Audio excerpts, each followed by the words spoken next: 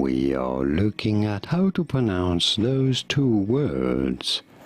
How to pronounce them correctly and how do they differ in their pronunciation. First off, you need to know that those names have been borrowed from French. This is why there is a different spelling for the male version and the female version. In French, the extra E at the end is feminine for the word. Therefore, double E at the end is for the female. However, in French, an extra E doesn't change the pronunciation of it. Therefore, it doesn't in English either. So how do you go about pronouncing these? Fiancé. They are both to be pronounced exactly the same way. They are homophones.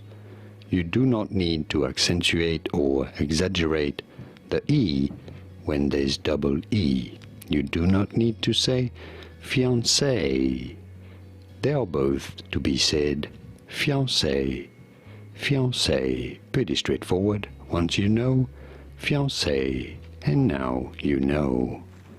Here are more videos on how to pronounce more words in English whose pronunciations aren't exactly always obvious. I'll see you there to learn more.